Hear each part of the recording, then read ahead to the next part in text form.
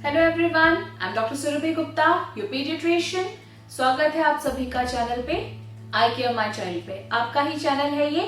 आपकी ही क्वेरीज को यहाँ पर मैं सॉल्व करती हूँ। जो कॉमनली आपके माइंड में प्रॉब्लम्स आती हैं, जो आप मुझसे शेयर करते हैं, उन्हीं के आंसर देने की मैं यहाँ पर कोशिश करती हूँ। सो ऐसे ही एक बहुत कॉमन क्वेरी है कि हम जब बच्चे को वैक्सीन लगवाने जाते हैं, जो शुरू की वैक्सीन है, जो 6 हफ्ते, 10 हफ्ते और 14 हफ्ते पर लगती हैं, जो टीके बहुत बहुत जरूरी है बच्चे के लिए, उसमें कुछ ऑप्शंस अवेलेबल होते हैं। जिसमें सबसे इंपॉर्टेंट होता है पेनलेस वैक्सीन और पेनफुल वैक्सीन। जी हाँ, आज से 5-6 साल पहले ऐसा कोई ऑप्शन अवेलेबल नहीं था। एक पेनफुल वैक्सीन का ही अवेलेबल होता था ऑप्शन, और हम वो लगवा लेते थे, तो कोई क्वेरी नहीं होती थी।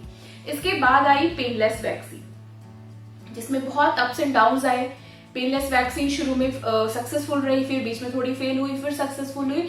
आजकल पेनफुल और पेनलेस के बीच में चॉइस होती है। डॉक्टर्स जो अपने अकॉर्डिंग अपने जो बेबीज के पेरेंट्स हैं उनको समझाते हैं, काउंसिल करते हैं, उसके अकॉर्डिंग पेरेंट्स डिसीजन लेते हैं। कई बार ये अफोर्डेबिलिटी से रिलेटेड भी हो सकता है, कई बार पेरेंट्स की समझदारी और कितना वो समझ पाते हैं चीजों को, इस पे भी निर्भर करता है। तो आपको एक ब्रॉड इसका एक्सप्लेनेशन मैं यहाँ पर दूंगी, ग्रॉस, जो किसी के फेवर या किसी के अपोज में नहीं होगा। I try to explain both the sides, painful के भी फायदे और नुकसान, पेनलेस के भी फायदे और नुकसान। सो आइए अपने इस टॉपिक को बहुत अच्छे से जानते हैं और समझते हैं, ताकि आपको डिसीजन लेने में मुश्किल ना हो। So let's start the topic. मैं किसी ब्रांड का नाम नहीं लूंगी, सिर्फ पेनलेस या पेनफुल बोलूंगी। सो जैसे कि नाम से ही पता चलता है, पेनलेस वैक्सीन ये पेनफुल से अलग क्यों है, इसे बनाने की जरूरत क्यों पड़ी? पहले तो पेनफुल ही अवेलेबल थी, फिर पेनलेस क्यों बनाई गई? पेनफुल वैक्सीन में होता है होल सेल, जो एंटीजन यूज करते हैं वो होल सेल होता है। एक्चुअली क्या है, वैक्सीन आपको एक्टिव इम्यूनिटी देते हैं। इसमें जो बीमारी है उसका जो कीटाणु है वो बहुत माइल्ड फॉर्म में अवेलेबल होता है, जो आपको बीमार नहीं करता, लेकिन उसके लिए आपको इम्यूनिटी दे देता है। तो इसमें जो मेन जो चेंज है वो पर्टूसिस यानी काली खांसी वाला जो टीका है, वो ही पेनफुल और पेनलेस में डिफरेंट है, बाकी सारी चीजें सेम होती हैं। सो पेनफुल में होल सेल होता है, पेनलेस में ए सेलुलर होता है, यानी कि उसमें कुछ और पार्टिकल्स को कम करके हम यूज करते हैं, जिससे कि उसके साइड इफेक्ट्स कम आते हैं। पेनफुल में साइड इफेक्ट क्या होता है? ये जो टीका है थाई पे लगता है, पैरों पे लगता है।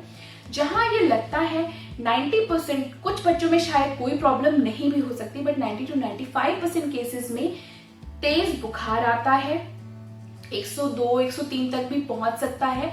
ये बुखार 2 से 3 दिन तक रह सकता है, लगातार रह सकता है। और जिस जगह पे बच्चे को वो टीका लगा है वहां पे सूजन आ सकती है और काफी बच्चे को दर्द महसूस हो सकता है। तो ये होते हैं पेनफुल टीका। लेकिन इसकी जो एफिकेसी है ये अच्छी होती है। इस टाइम पे गवर्नमेंट की तरफ से जो अवेलेबल है वो पेनफुल अवेलेबल है। इंडियन गाइडलाइंस बोलती है कि बेटर रहेगा कि आप पेनफुल लगवाएं। देखिए, ये गाइडलाइंस हर 6 महीने, हर साल में चेंज होती रहती हैं, लेकिन मेरा जो 10-12 साल का एक्सपीरियंस है, जो मैंने फील किया है, उसके अकॉर्डिंग मैं आपको दोनों तरफ की चीजें बताऊंगी। ठीक है, अब पेनलेस पे आते हैं, फिर वापस पेनफुल पे लौटेंगे। पेनलेस क्या है? पेनलेस टीका जब बच्चे को लगता है तो बच्चे को जो बुखार है वो नहीं आता है। अगर आता भी है तो 99 या शायद 100 एक आध स्पाइक आएगी, वरना नहीं आती है। मोस्टली पेरेंट्स ने कभी कंप्लेन नहीं की। जहां ये टीका लगता है वहां कोई सूजन या गांठ नहीं पड़ती है, सिकाई करने की जरूरत नहीं होती है। बच्चा चिड़चिड़ा हो सकता है, हाँ, ये पेनफुल से भी होगा, पेनलेस से भी होगा। चिड़चिड़ापन होना किसी भी वैक्सीन के बाद बहुत नॉर्मल है। उसके लिए हमें बस बच्चे को थोड़ा सा सूदिंग देना पड़ता है, किसी भी टीके के बाद ये हो सकता है। इसमें पेनफुल और पेनलेस का कोई रोल नहीं है। सो ये हुआ। अब पेनलेस और पेनफुल में डिफरेंस कहाँ पे आता है? देखिए, जिस वक्त ये टीका लगता है, पेनलेस वाला और पेनफुल वाला, एफिकेसी पेनलेस की ज्यादा होती है, यानी ताकत पेनलेस वाले में जिस वक्त लगता है उस वक्त ज्यादा होती है पेनफुल से। लेकिन इसकी 3 डोजेस होती है, 6 हफ्ते पे, 10 हफ्ते पे, 14 हफ्ते पे, फिर 15 महीने पे, फिर 4.5 साल पे। इसके 2 बूस्टर्स भी होते हैं। सो जब ये लग जाते हैं पहली डोज लगने के बाद एफिकेसी पेनलेस की ज्यादा है, दूसरी डोज तीसरी डोज लगने के बाद भी पेनलेस की ज्यादा है देन पेनफुल। लेकिन हर 2 साल में पेनलेस की जो एफिकेसी है वो 2-2% करके कम होने लग जाती है, ऐसा कुछ स्टडीज में देखा गया है। लेकिन पेनफुल की जो स्ट्रेंथ है, जो ताकत है, वो उतनी ही बनी रहती है। सो यहाँ पे लॉन्ग टर्म में पेनफुल थोड़ा सा बेटर हो गया। लेकिन जो पेरेंट्स सोचते हैं कि भाई मेरे बच्चे को मैं परेशान इतना नहीं देख सकता, मुझे तो पेनलेस लगवाना है, डोंट वरी, उनके लिए भी सॉल्यूशन है। मैं अपने पेशेंट्स को, अपने जो मेरे पेरेंट्स आते हैं अपने बेबीज के साथ, मैं उनको यही राय देती हूँ कि तेज बुखार और चिड़चिड़ेपन से आप बच्चे को बचा सकते हैं। शुरू के 6-10 महीने 6, 10 और 14 हफ्ते में आप पेनलेस लगवा सकते हैं। ओके, फिर क्या करेंगे, और 15 महीने पे जो बूस्टर लगता है वो भी आप पेनलेस लगवाइए। 4.5 साल पे जब बच्चा काफी बड़ा हो जाता है, पेन और बुखार को समझ भी सकता है, तब आप एक पेनफुल लगवा करके जो एफिकेसी कम हो रही थी उसे बढ़ा सकते हैं, वापस से एक लेवल पे पहुंचा सकते हैं। तो इसमें कोई प्रॉब्लम नहीं है, आप इस ऑप्शन को भी चूज कर सकते हैं। बट नो वरीज, क्योंकि अगर ये पेनलेस है, ये प्राइवेट में ही अवेलेबल होगा, गवर्नमेंट में नहीं होगा, तो जो गवर्नमेंट में लगवा रहे हैं वो बहुत परेशान ना हो कि ओहो हम तो पेनलेस नहीं लगवा पा रहे। नो वरीज, आप पेनफुल लगवाइए, बच्चे का ध्यान आप रख सकते हैं। बुखार की ड्रॉप अपने पास पहले से रखिए। इसका एक तरीका ये होता है, जो मैं कई बार जो पेरेंट्स चूज करते हैं हमें पेनफुल लगवाना है, नो वरीज, आप पेनफुल लगवाइए। बच्चे को वैक्सीन लगाने से पहले ही आप बुखार की ड्रॉप पिला के लेके जाइए।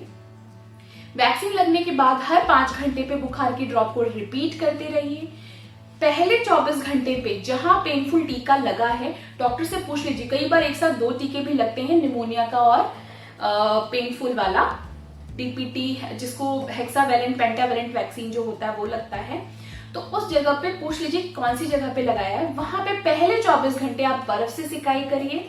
24 घंटे के बाद वहां पे गर्म कपड़े से सिकाई करते रहिए दिन में 2-3 बार, जब तक कि सूजन कम ना हो जाए और गांठ दिखनी बंद ना हो जाए। तो इस तरह से हम बच्चे को पेन से और स्वेलिंग से बचा सकते हैं, सूद कर सकते हैं। तो ये हो गया अगर आप पेनफुल वैक्सीन यूज करते हैं। सो जेन्युइनली आप दोनों में से कोई भी वैक्सीन चूज कर सकते हैं, लेकिन पूरी तरह से डॉक्टर से डिस्कस करने के बाद एंड कॉन्फिडेंट होने के बाद कि आप बच्चे को किस तरह से डील कर पाएंगे। सो जिन्होंने पेनलेस चूज किया है कोई गलती नहीं की, जिन्होंने पेनफुल चूज किया है कोई गलती नहीं की। इस टाइम पे जितने भी रिसर्चेस लिटरेचर को लिया जाए, I can go for both. Okay, so this is my opinion. जो आपको ठीक लगे आप चूज करिए, और पूरी समझदारी के साथ और पूरे प्रिकॉशंस के साथ। सो आई होप कि आपका जो डाउट है वो क्लियर हो गया होगा और आप अपने डॉक्टर से इस बारे में डिस्कस कर पाएंगे।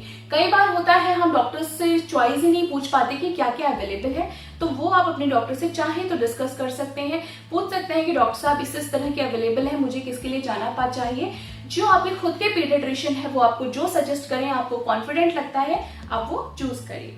सो आई होप आपको ये सिंपल छोटी वीडियो समझ में आई होगी, और आप अपने ऐसे ही जो कलीग्स हैं जिनके बच्चे छोटे हैं, जो वैक्सीनेट होने वाले हैं, उनके साथ ये वीडियो जरूर शेयर करिए, इसे लाइक करें, कमेंट में थैंक्स लिखिए, और जिन्होंने नहीं सब्सक्राइब किया है जरूर सब्सक्राइब करिए मेरे चैनल को, जिसका नाम है आई केयर माई चाइल्ड। और किसी को अपनी प्रॉब्लम्स मुझसे डिस्कस करनी है, आ सकते हैं icaremychild.com पर और बुक अपॉइंटमेंट के थ्रू मुझसे बात कर सकते हैं।